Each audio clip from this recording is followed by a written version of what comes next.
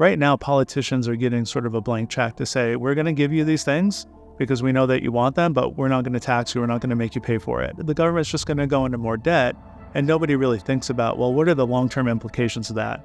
Like, that house of cards crumbles at some point. You have a pretend money. It's not backed by anything. It's easy to make, and that's just going to cause more trouble. I think Bitcoin provides a different situation. Bitcoin is saying, well, yeah, you can provide free school lunches to people who can't afford it. We're going to actually have to tax you for that because we can't just print more Bitcoin. We're all taught economics in school at some level, and you just taught these things that, like, you grow up thinking, well, it has to be this way. Like, you have to have inflation in order to have growth in the economy. Well, that's not true. We can't keep just printing money and then thinking that there's no consequences for it. Today, we have an interview with Jason Meyer, a high school math teacher and the author of The Progressive's Case for Bitcoin. This was our very first in-person interview for this series, and is a grand overview of the positive outcomes that Bitcoin could produce for the world.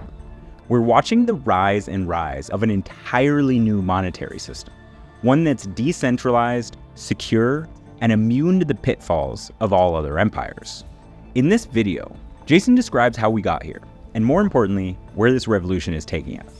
We'll explore the educational rabbit hole that Bitcoin leads you down, and its profound impact on humanity, shaping how we create our energy and make important geopolitical decisions.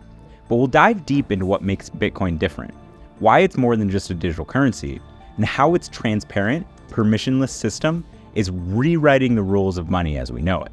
Will magic internet money really change the game of life for every person on the planet? To answer that, you have to understand how money works, and why various commodities have acted like money throughout history. You need to understand why inflation has an impact on how every individual, every company, and every government make decisions, and why resetting the system could be a step change for society. This video is slightly longer than our other ones, so we invite you to get comfortable, sit back, and relax while Jason explains the important big ideas behind Bitcoin's disruptive potential. But before we do that, I want to introduce our sponsors, Stampseed, the Orange Pill app, and Swan.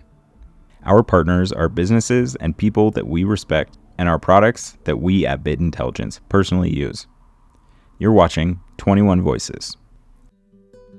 I've been teaching high school math for the last 16 years, all levels of high school math from algebra through post-calculus electives, and I've been into Bitcoin for a few years now.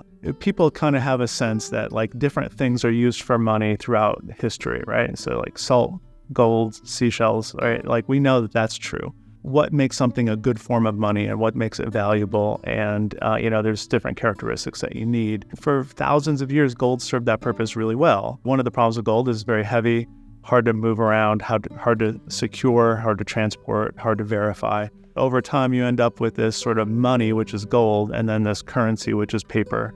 And you can trade in the paper and get your gold back at any time. But in the meantime, it's very easy to sort of move paper around.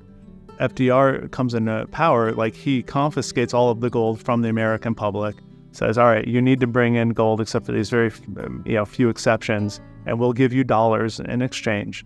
Let's group together, let's do the right thing, let's give the government our gold because we're in a recession and we need to do, a Great Depression, that kind of thing. And then we can trust the government with this paper. Couple of months later, slashed the value of gold, inflated the dollar amount, and said, so, like, the dollars that you gave your gold for, if you gave 1 ounce, a few months ago, with the paper you have now, you can only buy, a fraction of that. The connection between gold and the paper starts to get tenuous, and then gold is outlawed. Like, the American citizen can't own gold as an investment vehicle, as a store of value. It's just outlawed until the 70s. Over time, you end up with this sort of gradual deterioration of that connection between gold and paper, the dollar bills that we know, until the point where that gold window was completely closed in the 70s by Richard Nixon. So now we're just based on a completely fiat system where the dollar bills that you have can't be traded in for any hard money, like any real valued asset. And so you're just trusting that, in the faith and credit of the U.S. government to back those dollars. Dollars are easy money in the sense that they're easy to create. Gold is a hard money because it is difficult to create. It's hard to create. There's a lot of history. There's a lot of things. There's a lot of different avenues that we could talk about. Ultimately, we're at this point now where everybody is just forced to use dollar bills or the dollars that they have in their bank account, not really thinking about like, why is that money? Like, why is that good money? Does money have to come from the government? Like, these are really good questions to be asking yourself. And then you kind of flip it on its head and say, well, if I can get past the idea that money has to come from the government, which has not historically been the case, then what does make good money? And the properties that you want in good money, Bitcoin has all of them, except possibly acceptance, right? So like, people need to accept it. And we see that increasing all the time. And it's hard money. Like, it's scarce. It's hard to make more Bitcoin, or impossible at some point. So you have this property of money that dollars will never have, because dollars are easy. It's literally button press and more dollars exist. The value of the dollar will trend towards its marginal cost to produce, which is zero. And we see that happening all the time. And most people think about inflation as prices going up instead of the value of their money going down. But if you're a Bitcoiner, you usually think about the value of your money going down. That wasn't always the case. In the 1800s, prices would go up sometimes, but they would also go down. And so the sort of price fluctuations you would see in the monetary supply and the cost of things, from 1800 to 1899 was fairly flat. If you were a kid in 1899, you weren't hearing stories about how much was a candy bar when my grandma was a kid. You have like a large stretch of time where prices were pretty stable. Of course, that's not the case now. There's lots of reasons why it is the way it is now. There's lots of different avenues of history to go down. Certainly the history of money is fascinating and something that people don't usually think about. And the solution that we have in Bitcoin is sort of a new way of thinking about money that we really haven't had before. And so it's exciting that we might actually have sort of a path forward for a more prosperous future, a more fair future. And that's what excites me about Bitcoin. Do you care about the environment? Do you care about women's rights in America and beyond? Do you care about the way that imperial forces are forcing poor nations into a trajectory of being poor indefinitely? Bitcoin itself is an apolitical tool. There's no politics written into the code of it. It just sort of is what it is. It works. We know that it works. It's reliable. And it's a tool that people can use for whatever ends that they want to use it for. So Bitcoin itself, like in a very technical aspect, doesn't adhere to any sort of progressive or liberal agenda. It just is a monetary tool. That's one of the things I really appreciate about Bitcoin, is saying, like, let's think about what life looks like in 5, 10, 15, 20, 50, 100 years, not what it looks like the next quarter. What do the profit statements look like for the next, report? What about the next 4 years for the election cycle? Like, it sort of transcends all of that, because you're thinking about long-term stuff. And a lot of the problems that we have in our world require long-term thinking. We're not gonna get there with, how do I get elected in 2 to 4 years? In the book, I talk about this idea of cathedral thinking, where you have cathedrals in, Europe that were built over the course of 500 years, generations of people devoting like a life's worth of work into a building that they'll never see completed. And those are some of the problems that we have now require that kind of thinking, right? Like the idea that we're going to protect the environment and reduce global climate change is one of those things that requires long-term thinking. You can't say, well, what do my profits look like this quarter? It requires generations of people working towards something that they might not see the end of. When you see your purchasing power sticking around, you're going to buy things, but you're not incentivized to just purchase and consume and then throw something out and get a new one. You just go about the world in a different way. This might be worth $20, but is it worth the equivalent amount of Bitcoin? I don't know. So you're making purchasing decisions from the ground up very differently, and I think that's true for the general population, and probably true for politicians eventually if we get there. Companies are not incentivized to treat their customers in a way that says, I'm going to give you a quality product, you're going to have it the rest of your life. That's just not the way it is anymore. And I think that Bitcoin at least gives a hope that maybe we start thinking differently. If everybody in the world is a Bitcoiner and thinking about Bitcoiners, like, we're not buying the cheap plastic crap anymore. We're going to buy the quality thing that's going to last. And whether that's a blender or a house or a car or like a building or a government or whatever, right? We're going to be thinking about long-term things. One of the misconceptions about the environment is that like any energy use is going to be bad. And so you see this a lot where people just make claims like, oh, Bitcoin wastes energy, or look how much energy Bitcoin is using. Energy use is needed and an important part of our society, and that's true around the world. We see flourishing when energy is being used, like then that happens. Better medicine, better food, better quality of life, like that's part of society. just because the energy is being used doesn't mean it's bad. Second thing is, a lot of people don't really understand how our electrical grid works, even at a foundational level. There are inefficiencies baked into any renewable energy source. It's very dirty to burn coal or oil to like create electricity, but it's super reliable and like can happen all the time, and you never have to worry about clouds or wind dying down, right? So you have this intermittent energy source in renewables where a lot of people on the left want to see those happen, including me. But you have to find a way to balance out the grid in terms of the renewable energy sources being intermittent, where sometimes the sun isn't shining and sometimes the wind isn't blowing, or you get more energy than you need. Like, what is the solution to all of that? And one of the things that we can do is build out our renewable capacity to be more than what we need. Bitcoin mining can sort of take the excess, which isn't taking electricity away from anybody that needs it, but we're using the solar and the wind energy that nobody's using in that moment. A Bitcoin miner can be powered down instantly, synchronized perfectly to the demand that is needed. So if all of a sudden there is an increase in demand because there's a heat wave and more people are turning on their air conditioners, Bitcoin miners are able to power down in like real time to give that energy back to the grid that is demanding it. This demand response makes it possible for renewables to actually be an option for consumers, for large energy grids, for power companies in a way that no other technology can. There's wasted energy all over the place. How can we actually utilize that energy? How can we incentivize the build out more renewable energy? Bitcoin mining has a place in all of that. Right now, for a poorer nation to actually get some economic benefit, they need to essentially come with their hat in their hand to the World Bank or IMF. They're getting loans from these international organizations that are essentially run by the United States in terms that are not favorable to them. Bitcoin provides an opportunity for a nation that fits that category to say, all right, well, I'm going to use the natural resources that we have, like hydro, wind, solar, to generate Bitcoin, which is not controlled by the United States. It's not controlled by the IMF or the World Bank. Like, they actually have this financial sovereignty now because they're devoting their natural resources. Instead of exporting out natural resources to wealthy Western nations, they actually can use them to generate a secure financial, like monetary technology like Bitcoin. That's super powerful because it sort of flips the tables in terms of power. And a lot of these places are resource rich, but sort of economically colonialized in a way that disadvantages them. Yeah, people ask me that a lot. Like, how do we get to this point? Are the people in charge evil? Are they making bad decisions? Are they making mistakes? And I don't think that any of that's true. I don't think that the people in power, by and large, are like evil people. I think that we just have systems in place that sort of incentivize this behavior.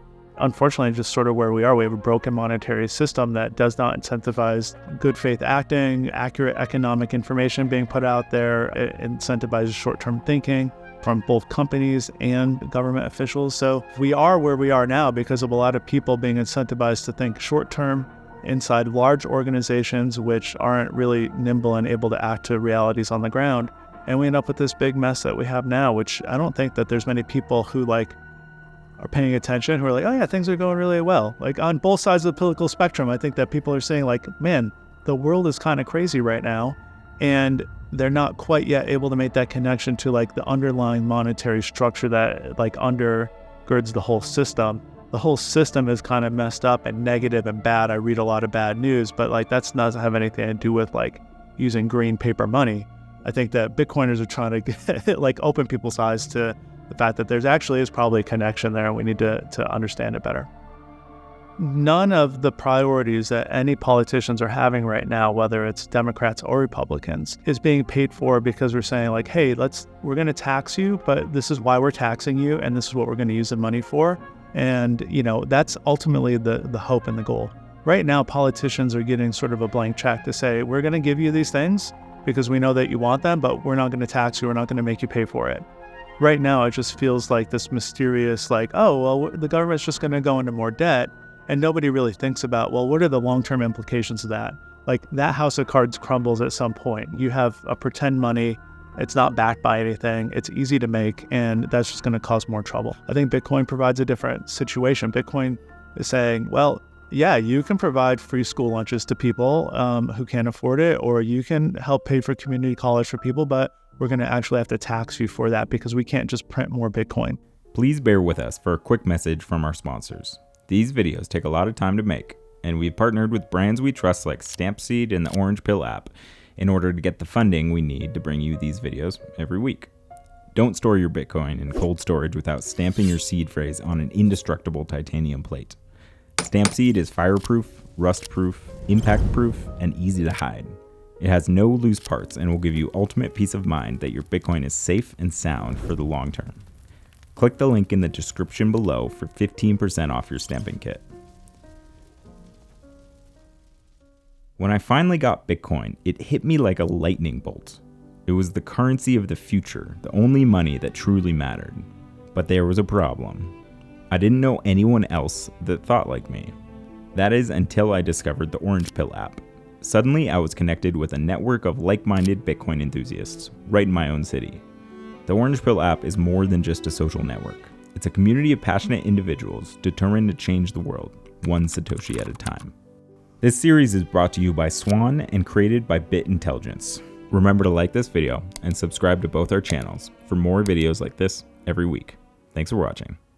We're all taught economics in school at some level, and you just taught these things that, like, you grow up thinking, well, it has to be this way. Like, you have to have inflation in order to have growth in the economy. Well, that's not true. We can't keep just printing money and then thinking that there's no consequences for it, right? And you don't need to be a conservative Republican to say that. You can have things. You can have a large government even. You just need to be able to find a way to pay for it that isn't sort of printing money and slowly stealing purchasing power away from like the everyday person or like, normal working people.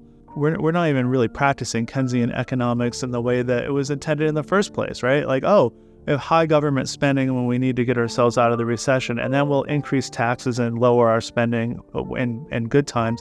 We don't do that. There's no politician, look at how well things are going. Let's increase taxes now and reduce our spending. It just is always up, right? It's a ratchet. It goes up and up and up. So what we're dealing with is not actually like Keynesian economics either. See what it looks like to have economic prosperity in a non-inflationary world where your purchasing power is protected. I think that ultimately produces a better version of the world that I would like to see, is for people to work hard, save their money, make economic decisions based on the reality on the ground instead of being worried that they're going to lose purchasing power if they don't act now. Like, all of those things are going to be better for the world if we can do it. The government's incentivized to have inflation, right? They want to have 2-3% inflation. It's going to sort of chip away at their debt over time so that when they pay it back, it's actually less in real terms. But that's also deteriorating all of the savings accounts in America, all of the people that work for a living. It's making prices go up for them too. What's the cost of that constant growth, that constant debt, that constant, like, I need to produce more? It's harmful to everyday Americans, it's harmful to the environment, and it's not sustainable. So you're going to have a bust at some point, no matter what. People are struggling to get by. You can see that with grocery bills and rent and all sorts of things. And I hope that we can transition to a Bitcoin standard so that there's more honest economic activity and a more transparent dialogue between voters and politicians.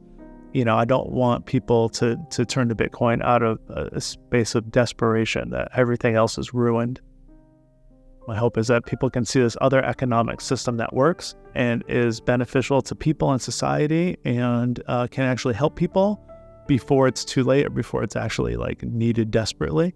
And if your money is constantly being deteriorated in terms of its purchasing power, you have to find some other way to preserve that value. Well, for most Americans, at least, that's buying a home. Well, what that does is put a monetary premium on homes, right? You're no longer paying just for a place to live, like a dwelling. You're actually paying this like increased monetary premium because we're using houses and homes to serve as like one of the functions that our money is supposed to serve as. Bitcoin, with a lot of hard work and a lot of education, can actually get us on the right track. It doesn't necessarily solve all the problems immediately, but I think it's step zero. You have this petrodollar system where the dollar is kind of backed by oil, which everybody needs. The United States benefits because now they can buy oil with dollars and they can just print the dollars. Other nations aren't able to do that, including sort of our adversaries during the Cold War aren't able to do that. And it puts America at this huge advantage and solidifies the dollar as the global reserve currency. But it also provides this perverse relationship with Saudi Arabia where we're looking the other way to sort of human rights catastrophes and atrocities that are happening since the 1970s, like almost nonstop. And we're still providing them with weapons and, intelligence support and all of that stuff as sort of a military ally. Despite sort of public outcry, all of the presidents that we've had since Nixon have talked tough about Saudi Arabia until they get into power and realize the relationship and then sort of backtrack. America has to turn the other way where, okay, we're going to assassinate a journalist. We're not going to do anything about it. We're going to invade another country. We're not going to do anything about it. We're going to have really poor, women's rights. We're not going to do anything about it. We're still going to support this nation and this country and this group of countries. Most people understand that war is an expensive enterprise, but I don't think that most people really understand exactly how expensive. So if we decide we want to invade a country in the Middle East and stay there for the next 20 years and have billions and trillions of dollars pour into that country and lose lots of lives in the process, like we can afford that without the American population having to ration their food or their gasoline or pay higher taxes or even buy war bonds. None of that's happening. And yet America's at war, off and on in all over the world for decades and decades. And the American people are no longer feeling a pinch of saying all right, well, this war is really important and I understand why I have to ration my butter and my eggs and I have to pay higher taxes because we're at war and that's super important. The aspiration is that under a Bitcoin standard, you have a monetary technology that you can't just make more of. You have to actually put in an expenditure of energy to get more Bitcoin. Then in that world, you go into making decisions about going to war much differently. You can't eliminate war or conflict, but what you can do is make it costly in the sense that if in order to engage in a conflict or a war, I need to be intentional about what it costs me, what it costs my people, and whether or not I want to do it. Bitcoin is actually one of those things that gives me hope because I do think that it helps people understand the current economic system that we have better. It provides an opportunity to transition to a better economic system if people learn about it and buy into it. And there's a huge cascading effects of that, right? You have a totally different incentive structure between politicians and voters. You have monetary technology that can be used to save instead of consume, endlessly consume. You're incentivized to save now. You don't need to become an expert investor just to hold on to a store of value. You're not buying a home and pricing people out of purchasing a home just to store your value. Bitcoin can provide the opportunity to build out renewable energy, more stable, more secure renewable energy sources all around the world. It has a potential to change how we pay for and fund wars and make wars less deadly, less common. Bitcoin is step zero for all of that. If we adopt Bitcoin and people truly understand its power and the ability to take the monetary technology away from a powerful institution in the government, then it requires the government to be more transparent, more honest with its people, and then it gives people power to do the things that they want to do without fear of having their money confiscated or frozen or stolen. Either before the next crisis or during the next crisis, we actually have a lifeboat. We have a new version of money that we can get on board with and actually use to really productive ends if we can just continue to learn about it and grow the awareness of not only the problems, but the potential solutions through Bitcoin. Bitcoin offers more than just an alternative currency to the US dollar. It provides a new way of thinking about value, about freedom, and about the future of humanity in a number of different ways. The rabbit hole that Bitcoin takes you down reveals that this technology isn't just about how we save. It's about how we build our energy systems, how we redefine geopolitical power, and create a fairer, more resilient global economy. This revolution is about taking back control over the systems that govern our lives without us even knowing it. Big Brother now has to play by the same rules that you do and can't make up any new ones to solidify their advantage. So this begs the question, will Bitcoin truly reshape the game for all of us? Nothing is certain, and only time will tell. But one thing is clear, it's not just a bubble or a passing trend. And exponential technologies are often underestimated by the world's greatest experts of the time. The choice is now, and it's for the people to make. Will we follow the same path of history's failing empires, or will we embrace a future driven by digital, anonymous, uncensorable, sound money? Stay tuned and remember to subscribe for the latest recaps, insights, and films about all things Bitcoin. This is 21 Voices. If you want to watch another episode, try this one here.